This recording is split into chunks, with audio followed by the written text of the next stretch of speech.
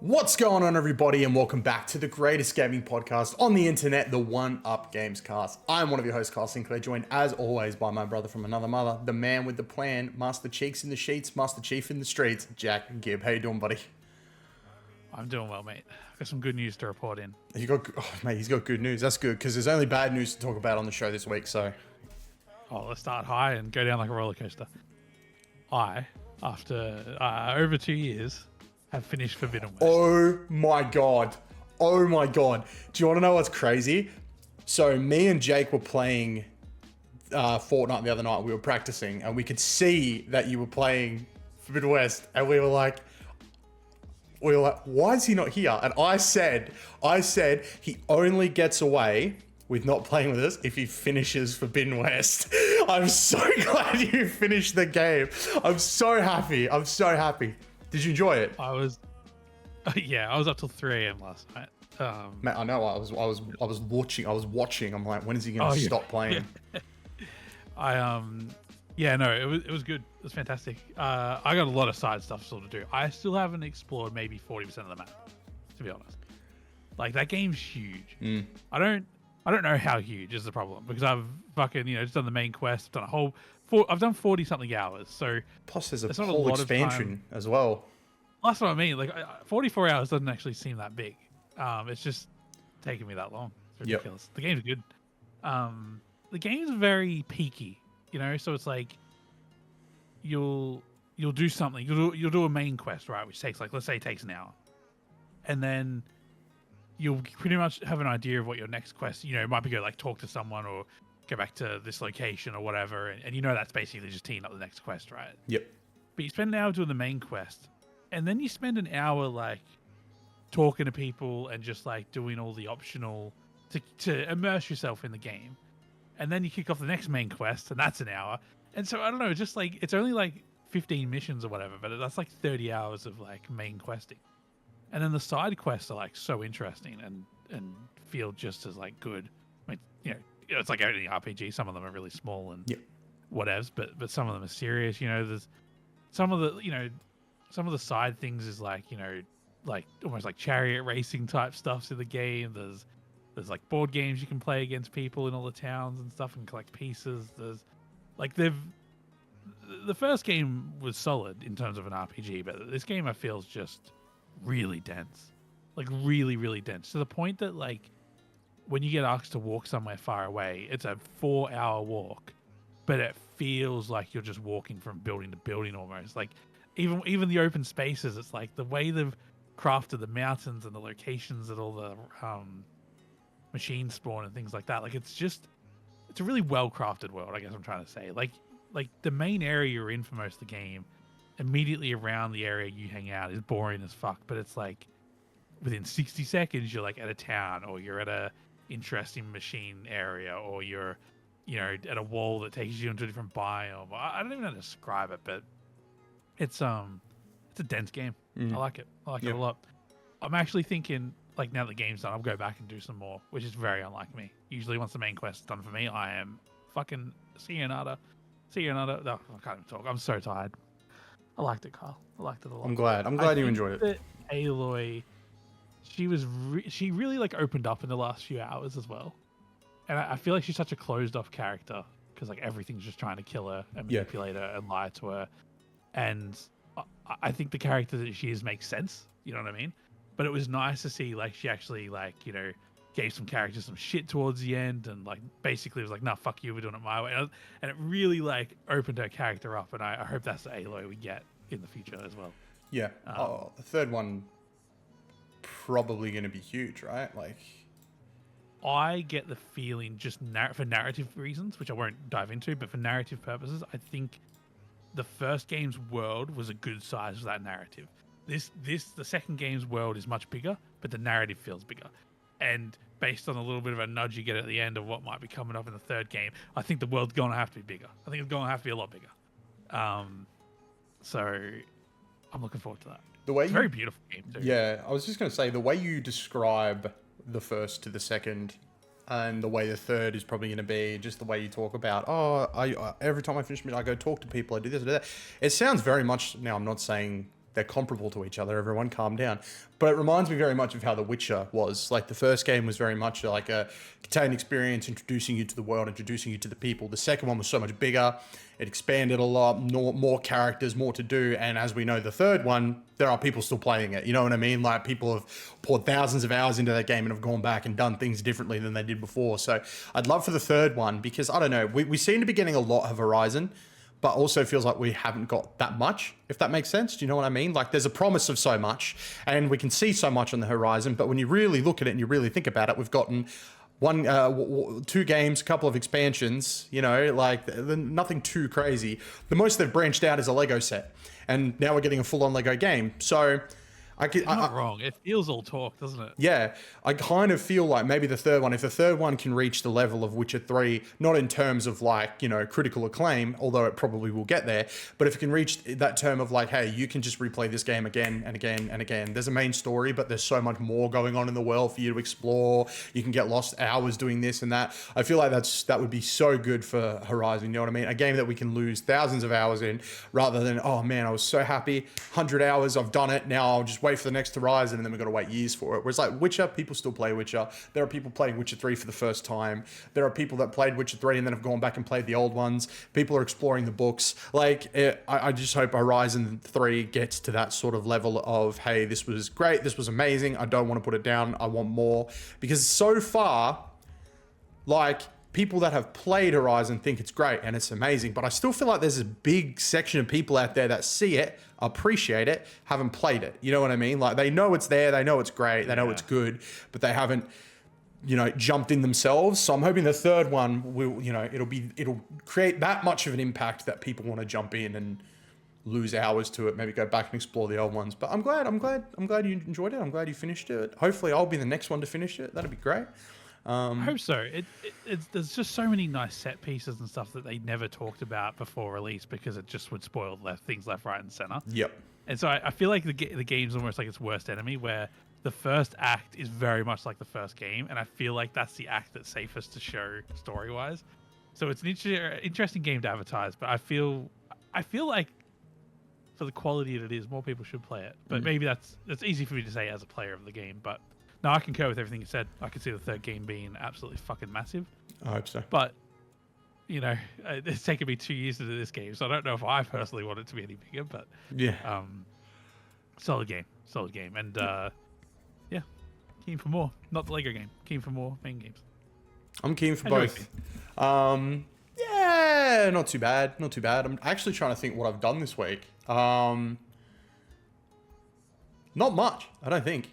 I'm not sure. Made it to Friday, you know, that's all we can ask. Yeah, all I've done really is stream, practicing for a little challenge that we're going to be doing on stream soon. I've been doing a lot of stuff in terms of 1-Up that we're not going to talk about.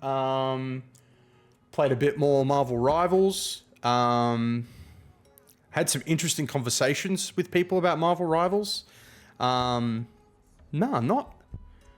too crazy. But we got a lot of stuff coming up. I mean, we've got like stuff we're going to talk about tonight. Gamescom's coming up and all that sort of stuff. So I need to like start figuring out, you know, what reactions I'm going to do, what content I want up, you know, all that sort of stuff. So there's been a lot of that, going on. It feels like we just stopped with like, with summer games, but yeah, Gamescom right around the corner, and then Tokyo Game Show right around the corner from that. And then we go into the end of the year, review season, you know, gaming season. Gaming season usually starts September. Now it feels like it starts in January and then goes all the way to December. Like it's insane. Well, we've got a bit in August, don't we? Like Concord, Outlaws. I'm sure there's more. There's so much. And there's also crappy movies coming out that I have to see. There's the Borderlands film that's coming out next week. So will I go see that? Maybe for the meme, but I also don't want to see it because I don't want to reward bad behavior. But I feel like I kind of have to. But man, I don't want to reward them, but... Don't think you'll get to sway the needle on that one. I know, but I'm scared it's going to be a Morbius thing where we're all sitting here going, let's go watch it. It's going to be a train wreck. And they're going to go, oh my God, the movie did so well, guys. It's so good. We should put it back in cinema. And then no one goes and sees it. And I feel like... Is that real? That happened, yeah. Did you not know that?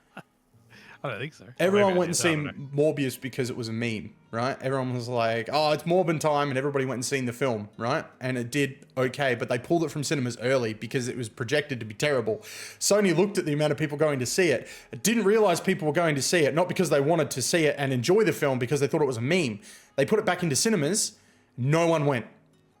Like, there were photos of like 2 people in a movie theater for the return of Morbius, and it was real bad. I think it was in cinema, like it came back for like, it was in there for like a week, and then they pulled it again because they didn't realize it was a fucking joke. Fucking companies not being able to read the fucking room. Oh, they're too busy counting their money, mate. They count their money, and then they hear, oh, by the way, people enjoyed it. Oh, more money? Yeah, put it back in. And then a week later, someone goes, we made no money. Ah, get it out. You know, they don't care. But it's like if I was the only person to make decisions at my work, I'm sure I would get enough of them wrong as well. That's why we have teams and peer reviews and managers to check things. You know what I mean? Like, I don't know. It's like, who's checking this shit? You know what I mean? No one. That's the problem. There you go. There's the issue. Jacks in the room making decisions. But you've just nailed the issue completely. Like, oh, boom. There's the issue. The issue is, you know, the money. Upper management. And speaking of that, Bungie. So Bungie laid off 200 staff members. 200 staff members after a successful launch of the final Destiny expansion. Is successful like it technically worked, or successful as in it was good money? Monetarily. Oh, okay. And technical. I don't believe there were many issues. A lot of people's issues with the final shape were story related, in it being built up as the final to the Destiny saga, only for it to sort of be like, we'll catch you guys next time. But I've compiled a few articles that I'd like to read to you, and then we can have a discussion about what we think about the whole situation. And just to put everyone's, this is shit. This is really shit. This is dumb, this is stupid, but we'll talk about it after. So these all come from VGC, by the way. So if you want, you know, to read them yourselves, get a little deep dive into what's going on, be sure to head over to VGC. But yes, so the first one is literally, Bungie to lay off over 200 staff members. This one came from this is from the 31st of July. So in a letter published on Wednesday, the Destiny creator cited rising costs of development and industry shifts for what it called some of the most difficult changes the studio has to make. In the letter, the company announced 2 major changes to structure of the developer going forward. Quote, first, we are depending on our integration with Sony Interactive Entertainment, working to integrate 155 of our roles, roughly 12% into SIE over the next few quarters, wrote Peter Parsons, CEO of Bungie. Quote, SIE have worked tirelessly with us to identify roles for as many of our people as possible, enabling us together to save a great deal of talent that would otherwise have been affected by the reduction in force, end quote. The letter also announced that... Sorry, can I jump in? So of the 200 being let go, 155 will just move over to Sony? Yes. Oh, okay. They're integrating 155 of the studio, yeah. Okay, look, that's better than some other studios have done lately. I believe at the end of this, the 200 that are gone, I think it's saying it's something like 17% of the workforce at Bungie are just being like reduced. Who knows about the rest? But yeah, well, it's pretty bad. Sorry, I lost my train of thought. There we go. The letter also... No, you're fine. The letter also announced that the studio is working on a new sci-fi action game within PlayStation Studios. I don't know if that's Marathon. I don't know if that's something else, but... I think it's something else. So dumb. Okay, so quote, secondly, we are working with PlayStation Studios leadership to spin out one of our incubation projects, an action game set in a brand new science fantasy universe to form a new studio within PlayStation Studios to continue its promising development, end quote. The PlayStation maker purchased Bungie in 2022. Quote, for everyone affected by this job reduction, we will be offering a generous exit package, including severance, bonus, and health coverage, end quote. The letter reads. The letter concluded by reassuring fans that its planned Marathon reboot is still in development and that over 800 developers are still working on it and the Destiny franchise. I don't know why the letter needed to conclude reassuring fans. You should be reassuring the staff that you're about to let go that everything's going to be all right and that they will truly hold up their end of the deal with the severance, the bonus, and the health coverage. I don't think we as fans have a right to be reassured. You know what I mean? It's affecting other people, so we have to wait longer for Marathon. I don't care. Cancel Marathon. Who gives a fuck at this point? Okay, sorry. So next one is the Bungie job cuts were happening even if the final shape had been a big hit, it's claimed. Bungie's recent swath of job cuts were going to happen regardless of the success of Destiny 2's The Final Shape expansion. On Wednesday, Bungie announced that it will lay off 220 staff, roughly 17% of the studio, with a further 155 staff being integrated into SIE. Some players reacted with surprise to the announcement, given that Bungie's latest release, The Final Shape for Destiny 2, was considered a much-needed return to form for the series. However, Stephen Totilo, Gamefile newsletter, cites 3 separate sources who each claimed that these cuts were already planned by early 2024, long before The Final Shape was released in June. According to Totilo's sources, Bungie has been repeatedly missing Sony financial targets and has been losing money since the release of the Lightfall expansion for Destiny 2 in early 2023.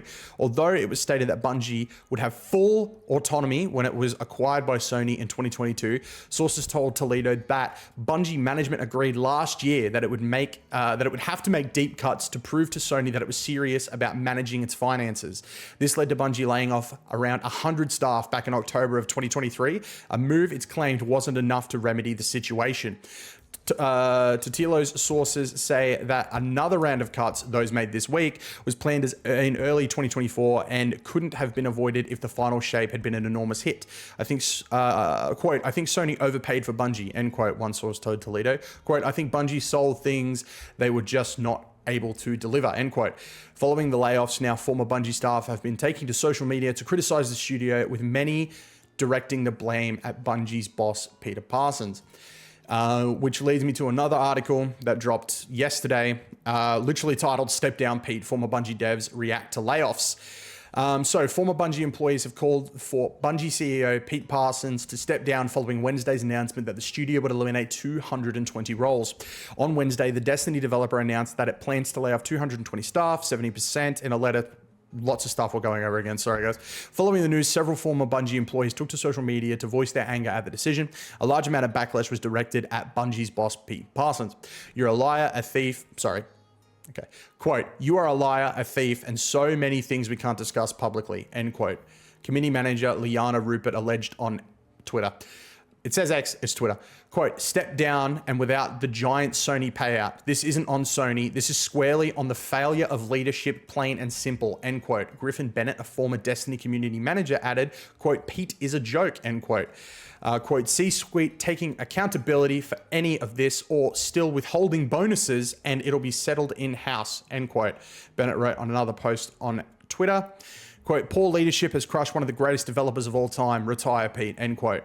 Sam Bartley, another former community manager and community coordinator, wrote, quote, coward, you did this. You chose this. I'm already listed as do not work with and I don't care anymore. You lied to my face, straight to it. You also invited me to come see your new cars 2 days before you laid me off. 2 fucking days. Leave now. End quote. The letter published on Wednesday also announced that the studio is working on a new sci-fi game with PlayStation. They bought Bungie 2022. Quote, for everyone affected by this job reduction, we will be offering a generous exit package, including severance bonus and health coverage, end quote. The letter reassured that Bungie's planned marathon reboot is still in development and that 800 developers are still working on it. And probably the biggest surprise of this whole thing are Bungie veterans Luke Smith and Mark Noseworthy have reportedly left the studio. Or have just been let go. There's conflicting reports on that. But yeah, according to Luke Smith and Mark Noseworthy, 2 Bungie veterans known for their work on the Destiny series, are reportedly no longer working at the company following the cancellation of the Payback project. According to journalist Jeff Grubb, speaking on his Game Mess Decides podcast, the duo was let go following the cancellation. The duo was let go following the cancellation of Payback, an incubation project that is believed would go on to become a game in the Destiny franchise, but not Destiny 3. And that is true. Payback was allegedly a spin-off, completely different style of game in the Destiny series. It's not Destiny 3. There are a lot of people online saying that was Destiny 3. It's not. Destiny 3 was never in development. Luke Smith and Mark Noseworthy are no longer at Bungie. They were let go, Grubb said. Quote, they were caught in the executive and leadership shakeup mentioned in the blog. Payback has been shelved, end quote. Grubb later clarified his comments, explaining that despite saying that they were, quote, let go, end quote. It was more accurate to say they, quote, left due to leadership restructuring, end quote. The Payback project reportedly shut down in mid-June. On Wednesday, Bungie announced it was laying off staff. And then, yeah, a whole bunch of other stuff. So, yeah, basically Bungie's on fire at the moment. And it looks like it all comes down to one man. It does look that way. And it also looks like it was actually 200 roles eliminated and then an additional 150 sent to Sony. So that's still very confusing, but it's not, they're not in good shape, are they? Nope. I don't even know what to say. Like, doesn't it doesn't sound like I don't know. I don't know, man. What are your thoughts? How do you feel about it? I think there's a lot of information that needs to come to light before an accurate. Right now, we just have a lot of comments from staff that have been let go. They're angry. You know what I mean? I'm not saying that their anger is misplaced or whatever they're saying isn't true, but we need to find out exactly what the fuck is going on in there before we can make judgment and throw this Pete idiot on the fire. But what I do think is ridiculous is that clearly these things have been in play for the last couple of years. And the fact that the staff are finding out the day of, the decision's clearly been made months ago, but the fact they're finding out the day of, hey, you're fired, rather than being like, just so you guys know, we've been taught, like, when did Bungie become 343? That's my question. Like, what happened to Bungie, man? Like, that's insane, dude. Like, this is mental. There's a lot of people that just wish they were allowed to make Destiny back under Microsoft. Yeah. They just have never had to worry about all the Activision bullshit, all the Sony bullshit, the independent bullshit. It's ridiculous, man. It's ridiculous. I think there's a lot of stuff that needs to come out, a lot of stuff that needs to be brought to light. I think this Pete guy needs to come out from underneath the cars that he bought a week before he let all these people go. Did you hear about that? Apparently he got like millions of dollars in bonuses at the start of this year and bought a whole bunch of cars, and then was literally inviting staff to come and see the cars like a week before they were fired. I don't understand like why Sony's like, you need to cut all these jobs to prove that you're in this, and then here's a bonus. Like, how does it even fucking work? I mean, I guess it's just how the contracts are written years ago. But I mean, this is ridiculous though. Like, if clearly Bungie was in a state of, oh my god, we're fucked unless we get acquired.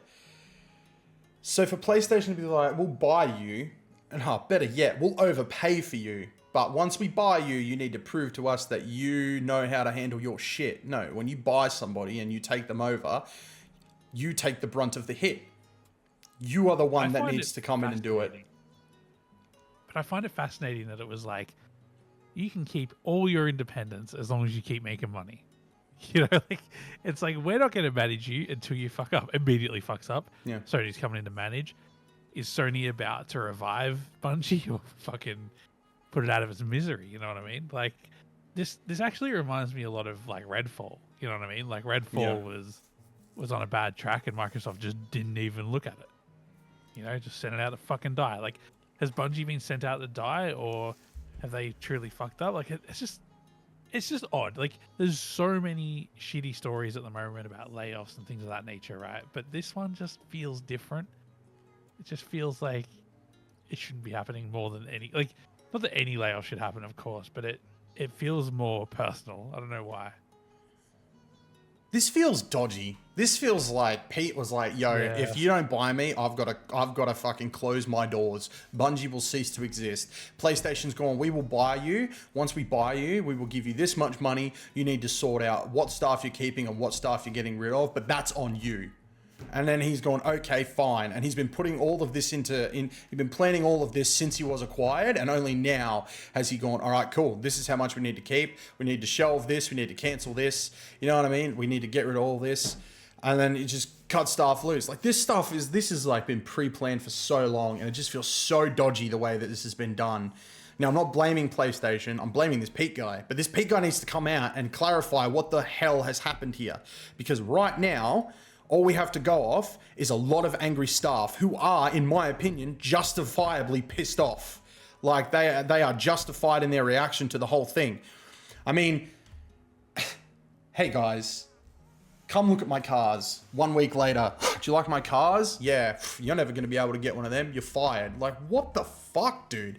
Like, is he that disconnected from reality that he thinks that's okay? You know, like, is he that disconnected from reality that he can move people around on a board like they're chess pieces and then just throw them off when he feels like it? This feels fucking dodgy, you know what I mean? And taking the Redfall thing into account, yeah, it does feel like that. But I think another thing is like PlayStation taking a step back kind of makes sense in the simple fact that like when Xbox got Arcane, they got everything from Bethesda. You know what I mean? They were more focused on the other stuff. Redfall was like a nothing source, whereas like I guess with PlayStation, like I think Xbox should have taken a real deep, good look at Redfall. I understand PlayStation not caring too much about Bungie because A, it's Bungie, and B, it's Destiny, a franchise that had a 10-year plan and was in the middle of that 10-year plan. So I guess PlayStation was sort of like, everything's going to be fine, but like, you've seen the books. If you've seen the books, you know something's wrong. You know everything's fucked. Why would you make that purchase? If not, like,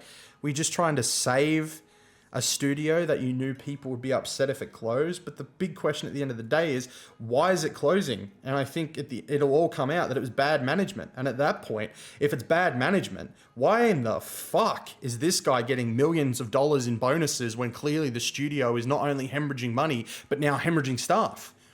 There should be no bonus. That bonus should go into the fucking studio that pays you. Like, put that money somewhere where it can be more beneficial rather than your pocket so you can go out and buy a Bentley, you fucking asshole. Like, my God, dude, this is ridiculous. This is so bad. This is so stupid, and it's terrible. And I don't know why it's had to happen. Like, it's so bad. And I don't know, like, I feel like the anger is on the right person, but that person needs to come out and explain. You know, I'm a fair person, right? Come out, explain yourself. If it's a shit answer, prepare to be crucified, because people aren't gonna stand for that shit. We've literally just gone through all this bullshit with Xbox and, you know, the Hi-Fi Rush studio and all that sort of stuff. Like, people need to explain why the fuck these studios that have staff members that are hungry and willing to put in the work, put in the hours, put their heart and soul into these fucking projects are getting fucking thrown out to dry, while these big head honcho assholes are taking bonuses home at the start of every year. Not $100, not $1,000, millions of dollars, millions that could go into a studio to keep it afloat. Oh man, you know, like, video game development is so expensive now. It's so expensive to make a video game, you know, and it's crazy. $5 million bonus? Thanks, guys. Like, what do you mean? What do you mean? Bonus for what? What did you do? What did you actually do other than own the fucking studio? You've done nothing at all. It's so confusing. It's so frustrating. And it's just a bunch of bullshit. Sorry, I didn't mean to harp on, but yeah. You go. No, I feel you. And this deal just was so promising. You know, Sony's buying the studio, keeping them going, letting them keep the culture and do their thing. And it's just, it's all just unraveled. Sucks. Yeah. Sucks. Maybe they're interested in making Halo 7 after all, you know? Honestly, I don't know what they're going to do. The Bungie that made, it might not be the same Bungie that was 10 years ago. Might be also, I'm not saying that in necessarily a negative way, but it's they have to change up what they're doing, and that can be a tough process. And if the people at the top aren't sort of adaptable to that change, then it's going to be a rough ride. I hope Marathon's successful, only for the simple fact that it means the people that are actually working on it will keep their jobs. Even if I don't like it, if I play it and I don't like it, I hope it's successful, because that's the sad reality we're living in. Even games dropping being bad, we need them to be successful for studios to, look at Concord. Concord's already been called dead on arrival, but it's a game, a great game. It's fun to play, is worth your time, and it's probably going to fail, right? Because of gender politics and people not willing to give something a chance because of some stupid, one person on the internet goes wild on something, everybody follows. You know what I mean? It's insane. The culture we're living in is man, when we were kids, internet was nothing compared to what it is today. Nothing. And I think of games that I played that in the grand scheme of things are absolute fucking garbage. But I love them all the same. Some PS2 fucking shovelware that I had some of the best times with, you know what I mean? And you can't have that anymore. You can't. If a game comes out and IGN gives it a fucking 4 and everyone like going in, everyone's like, oh, 4 out of 10. They're almost too scared to say they're having a good time because they're against the mass. They're against the big group of people that have decided something is bad. And you can't be against the herd because at the end of the day, you can't be different. No one's allowed to be different anymore. No one's allowed to have an opinion. You know what I mean? It's ridiculous. It's stupid and it's wrong. And it leads to this. People losing their fucking jobs because the mass decides something. Even if you disagree for a microsecond, the masses will always win. And that's what's so shit. And that's why Concord's going to fail. That's why Marathon's probably going to fail. Because everyone's, you know, man, why is Call of Duty successful? Like, that's mental to me. Like, I'm sorry. I'm waffling. I don't mean to. But, yeah, no, this is ridiculous. This is bad. This is shit. No. I hope the people responsible get what's coming to them. Because they deserve it, honestly. It's ridiculous. You want to talk about something happy before we end? Sure. Cool. So Xbox announced their Gamescom 2024 plans, and this is what's crazy. It includes over 50 playable games. Theater presentations for Avowed, Indiana Jones, and Starfield's DLC will also take place. This is, again... that's a fair bit, actually. I know. I can't wait to read it to you, mate. This is from VGC again. We're just going to go through it. Microsoft has announced its plans. The Xbox booth will feature over 50 playable demos split across first-party game studios and third-party Xbox titles. Attendees will be able to get hands-on with upcoming Xbox releases, including Age of Mythology Retold. That's really fun, everybody. I got to play it over the weekend. That was a lot of fun. That was something I probably should have bought up. Yeah, I got to play that. It was lots of fun. It was really good. Ara, History Untold. Lots of untold and retold history here, eh? Jesus. Diablo, The Vessel of Hatred. Fallout 76, Milepost Zero. The Elder Scrolls Online, Gold Road. And Towerborn. Xbox will host exclusive theater presentations of Avowed, Indiana Jones, and The Great Circle, and Starfield Shattered Space. Blizzard's Gamescom 2024 presence will also be a part of the Xbox booth. The booth will feature public hands-on demos for Diablo 4, Spiritborn, Diablo Immortal, Hellquery, Boss Tournament taking place as well.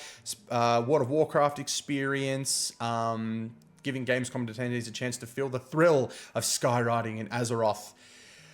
The Xbox booth will also have playable titles from third-party publishers, including Star Wars Outlaws, Space Marine 2. That's cool. Atom 4 will be there. Rebellion's Atom 4 will also be there, apparently playable. That's kind of cool. And the return of Stalker 2 Heart of Chernobyl with a new demo. That game got delayed again. I did see that. Till November. Like, that's great. At least closer to my birthday. It's like 9 days before my birthday, so I'll have something to play on my birthday. Fucking keen. Might help you fund the collector's edition as well. Oh, mate. I've already paid that thing off, thank God. Because really? Yeah, I paid that thing off the day I pre-ordered it, and they changed it. And I don't know if it affected the price, but we got an email saying, it's all good. You've paid for it. It's all good. Like, good. It's like $650, you know. Good times. I've just had it sitting there for so long, and I want to, like, can I get some of that back? They're like, you might lose your pre-order. I'm like, we'll just keep it there. We'll just keep it there. If push came to shove, hand it over. But I've had faith in these guys, you know what I mean? I've had faith. Yeah. And yeah, Opening Night Live will kick off the showcase, and I assume we're going to see a lot of Xbox titles there, and maybe some new announcements. But yeah, it's happening on August 20, and then the show goes from the 21st to the 25th. That's pretty good. That's a lot of games. That's a good time. I'd love for Xbox to bring their Gamescom, you know, presence and chutzpah to something like PAX Oz or something like that. That'd be great. They gave it, Dan. Oh, I made a happy thing sad. Yeah, honestly, guys, Australia, we're good people. Bring this stuff. We'll play it. There was also a thing that was like, hey, did you guys see that Avowed may have been secretly delayed into 2025?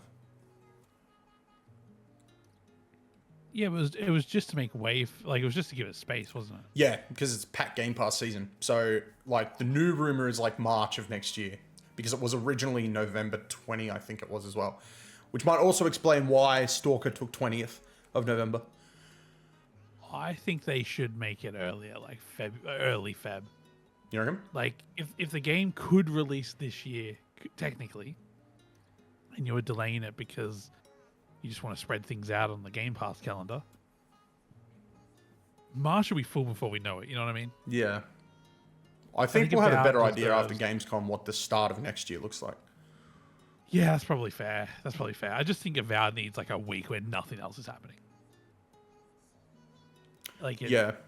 I think that game's going to be popular, but I think it could be overclouded by, like, you know, Nintendo just re-releasing something from 30 years ago or something. You know what I mean? Like, Yeah. I don't think it would take much to just destroy it. I think February is also pretty dangerous for them as well, though, because February is when we get a Nintendo Direct, and if it follows the last time we got a console announcement, we saw that thing in February.